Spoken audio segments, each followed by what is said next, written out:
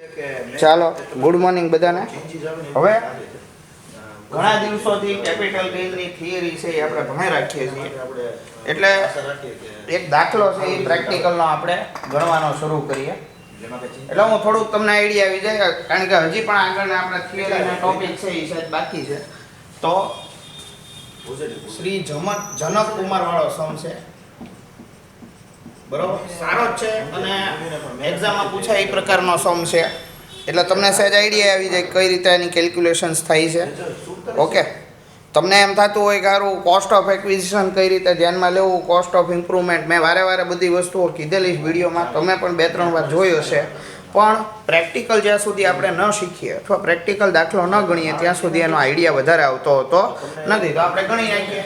Okay, તો તમને જનક કુમાર વાળો જે સમ છે એમાં તમે જોશો તો તમને કોઈ પણ મિલકત હોય અથવા કોઈ પણ એસેટ હોય એનું તમારે સૌથી પહેલાં શું કરી નાખવાનું, પરચેઝ અને સેલિંગની ડેટ જોઈ લેવાની ખાસ. કેમ તો કે આ આપણું ફર્સ્ટ સ્ટેપ હોય કોઈ પણ કેપિટલ એસેટને લોંગ ટર્મ કેપિટલ એસેટ છે કે શોર્ટ ટર્મ એ ડિસાઇડ કરવા માટે.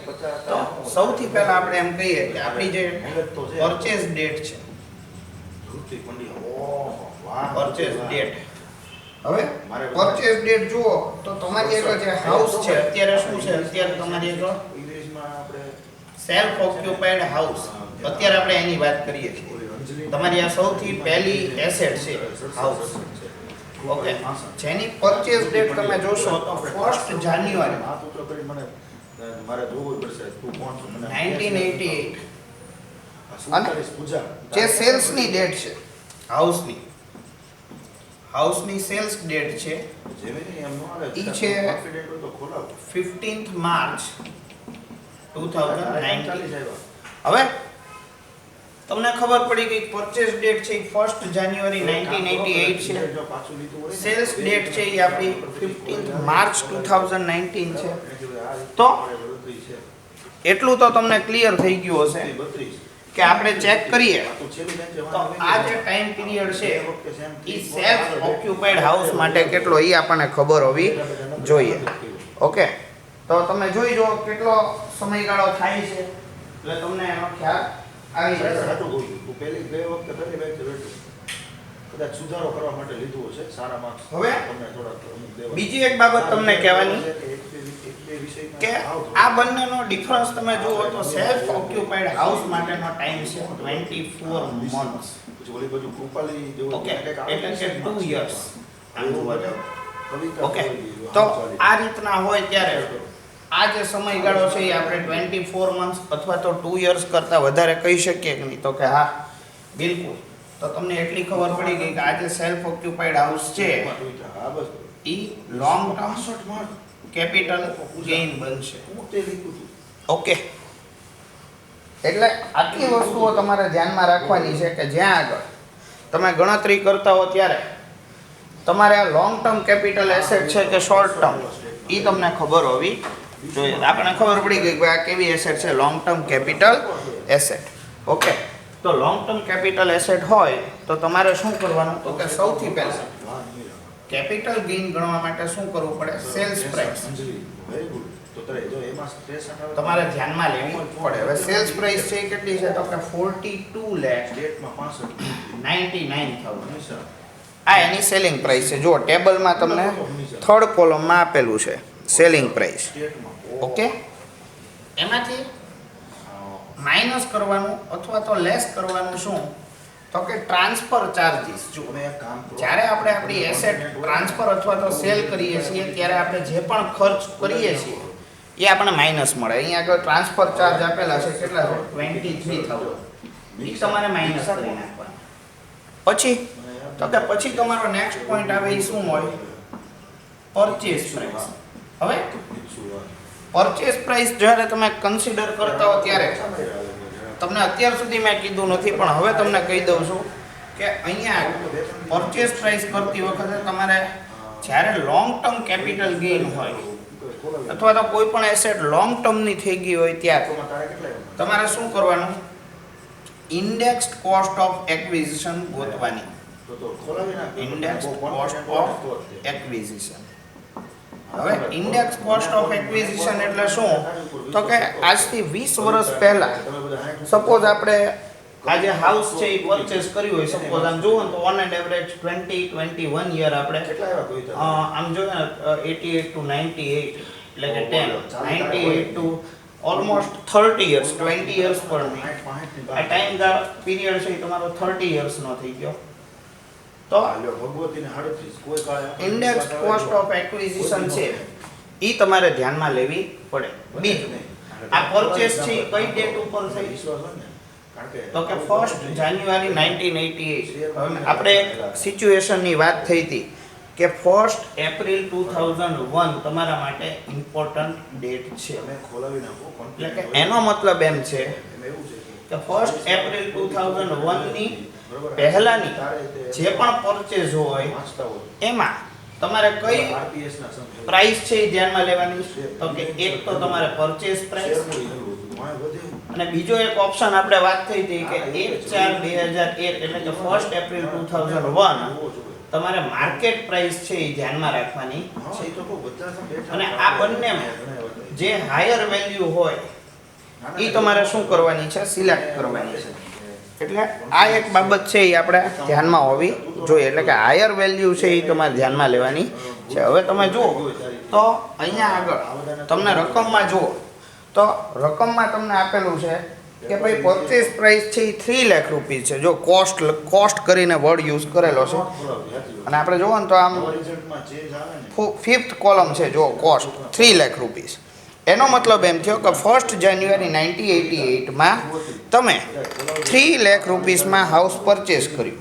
ઓકે, તમે કહેશો 1 એપ્રિલ 2001 ની જે માર્કેટ વેલ્યુ જોઈએ એ ક્યાં છે સર?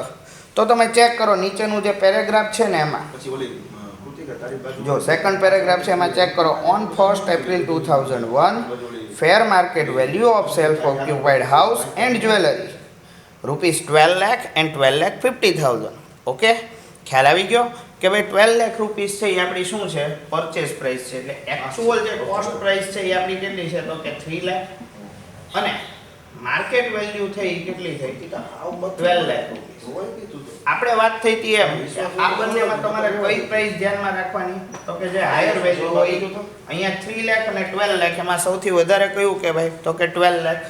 તો 12 લાખ રૂપીસ છે એ તમારે ધ્યાનમાં લેવા પડે. ઓકે, આ એક પોઈન્ટ અહીંયા તમને જાણવા મળ્યો. બીજો પોઈન્ટ મેં હમણાં તમને પહેલા કીધું એ કે index cost of acquisition.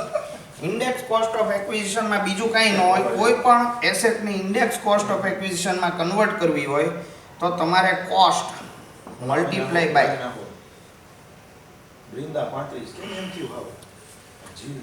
Index of selling year divided by index of purchasing year. Okay, એટલે આ વસ્તુનો થોડો આ ફોર્મ્યુલા નથી એકચ્યુઅલી કોઈ, પણ તમને ખ્યાલ આવે કઈ રીતે મેં ધ્યાનમાં લીધું. ઓકે, તો એક્ઝામમાં લખવાની જરૂર ન પડે કારણ કે ડાયરેક્ટ કેલ્ક્યુલેશન થાય. હવે જો આપણું સેલિંગ યર કયું છે? તો કે આપણું પ્રીવિયસ યર ચેક કરો 2018-19, અને એસેસમેન્ટ યર તમે ચેક કરો તો રકમની શરૂઆતમાં 2019-20. ઓકે, તો તમને એટલો ખ્યાલ આવી ગયો હશે. તમે બધા એવા 5-6 ખેલાડી છે ઇંગ્લિશ મીડિયમથી બેઈ નથી કે તમારામાં માર્ક્સ આવે માનસિકતા. Okay, 37 total. એટલે 12 લાખ છે તો એનું સેલિંગ યર કયું થયું? 2018-19. જો તમે ડેટ ચેક કરો અંદર સેલિંગની ડેટ, તો સેલિંગની ડેટ આપી 15 માર્ચ 2019. એટલે તમારું યર કયું થયું? 2018-19. તો 2018-19 નો ઇન્ડેક્સ છે એ કેટલો છે?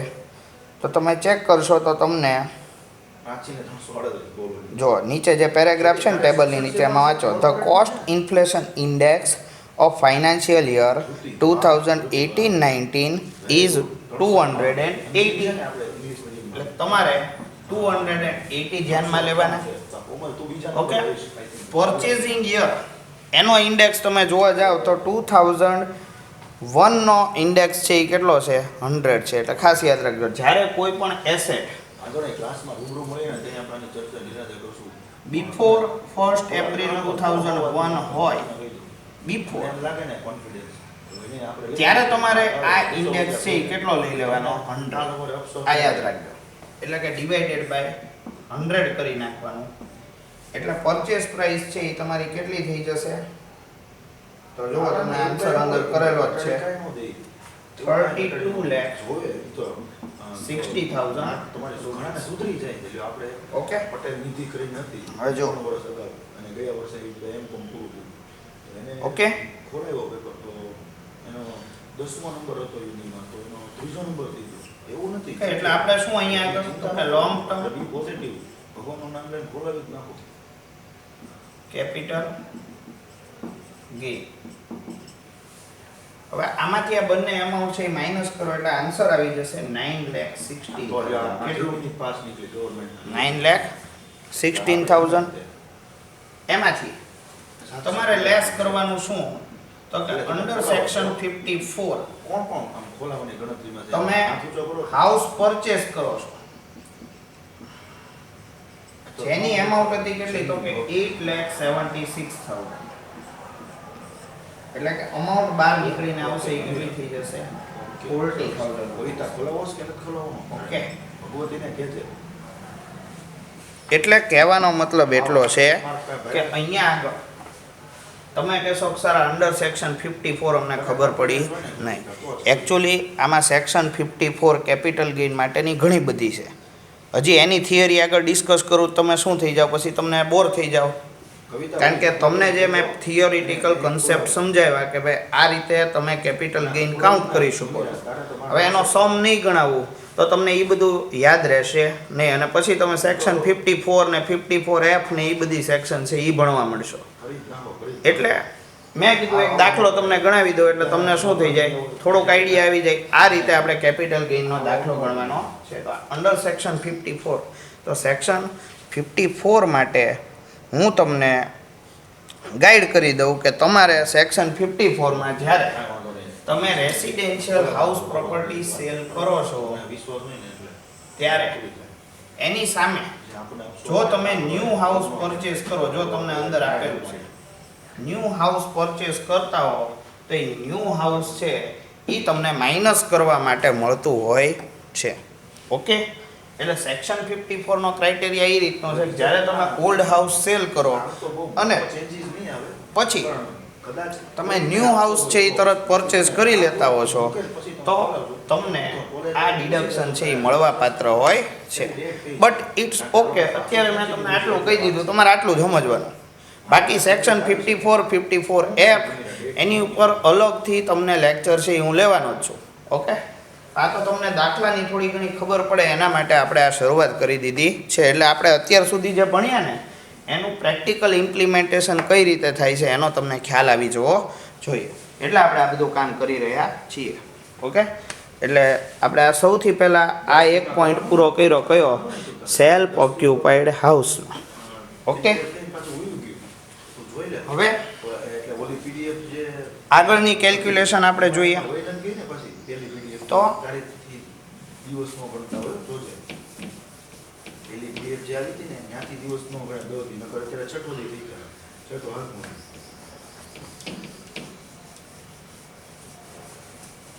આગળની એસેટ આપણે ચેક કરીએ કઈ આપણને આપેલી છે તો વાંધો નહીં.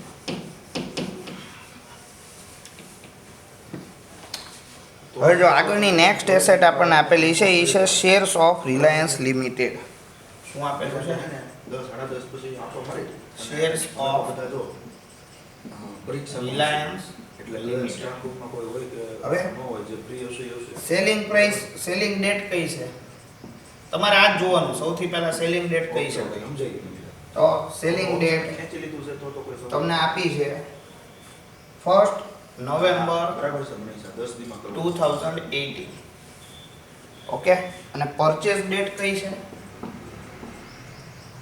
ભાઈ બરાબર એવું હોય અમુક તમે તમારા બધાના માર્ક્સ પરચેસ ડેટ છે એ તમારી છે 1st જૂન બહુ ડાઉટફુલ છે કે 2015 તમે ખોલાવજો એટલે કે આ બંનેનો ટાઈમ પીરિયડ તમે જુઓ ને તો ઓલમોસ્ટ 3 યર્સ અથવા તો મોર છે જુઓ 392 ઓકે. 402 કોણ પૂજા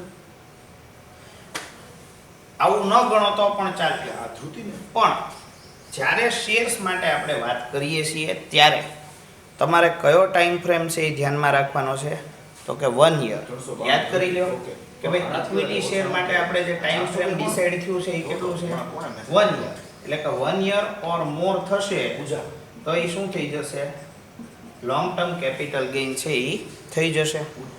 ઓકે એટલે આના ઉપરથી તમે એટલું જજમેન્ટ લઈ લીધું કે લોંગ ટર્મ કેપિટલ ગેઇન છે એ લાગુ પડશે. બીજું જ્યારે લોંગ ટર્મ કેપિટલ ગેઇન હોય ઓકે ઓકે ત્યારે આપણે ઇન્ડેક્સ કોસ્ટ ઓફ એક્વિઝિશન ધ્યાનમાં લેવાની છે. એટલે કે ઓલા જે ઇન્ડેક્સ આપેલા છે એનાથી આપણે શું કરવાનું છે મલ્ટિપ્લિકેશન કરવાનું છે. એ એક આપણને યાદ રહેવું જોઈએ. ઓકે અને આ બધાના માર્ક્સ બીજો એક પોઈન્ટ તમને અહીંયા કહી દઉં કે જ્યારે ઇક્વિટી શેર હોય ત્યારે એસટીટી જેને કહેવાય સિક્યુરિટીઝ તું ખોલાવે ને તું આગળ હોઈ જાય નમી રાખ ટ્રાન્ઝેક્શન ટેક્સ ભગવતીને કેટલો છે આ શેર બજારમાં લાગતો એક પ્રકારનો ટેક્સ છે. હવે જ્યારે સિક્યુરિટી ટ્રાન્ઝેક્શન ટેક્સ છે એ તમે પે કરેલો છે અથવા તો પેડ કરેલો છે તો એની ઇફેક્ટ એવી આવે છે કે લોંગ ટર્મ કેપિટલ ગેઇન છે એ શું થઈ જાય છે એક્ઝમ્પ્ટ ફ્રોમ ટેક્સ થઈ જાય છે. તું ખોલાવે ને તું ઓકે. વિજય 300 આ એક તમે ધ્યાનમાં રાખજો.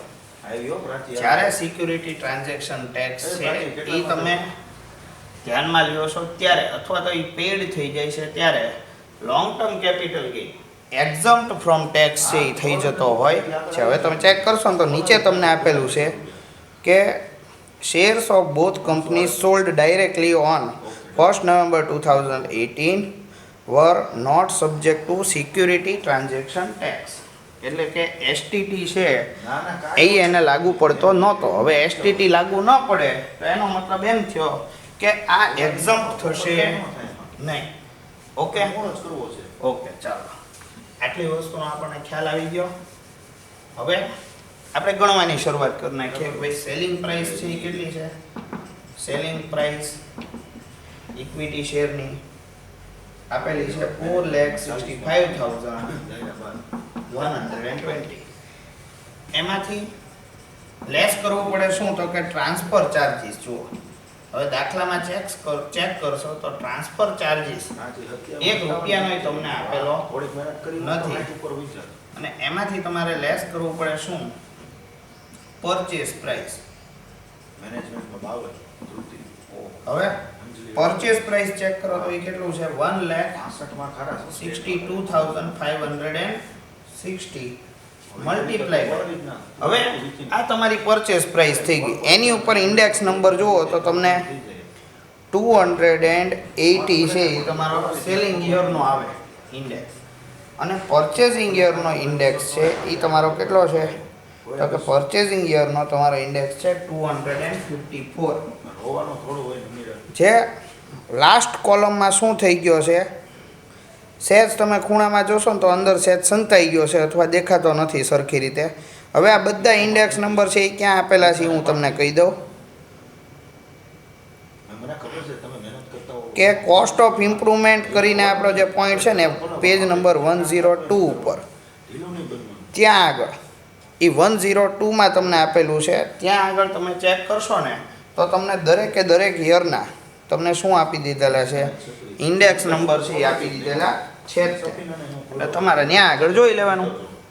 ઓકે હવે એક કામ કરીએ આમાં ટાઈમ પીરિયડ અથવા ટાઈમ ફ્રેમ પૂરો થવા આવ્યો છે કેમેરાનો તો આપણે નેક્સ્ટ પાર્ટમાં આ કેલ્ક્યુલેશન છે એને શું કરીએ છીએ આગળ આપણે કમ્પ્લીટ કરીએ છીએ. ઓકે એટલે એટલે કે નવું ચેપ્ટર આપણે જે અત્યારે છીએ ને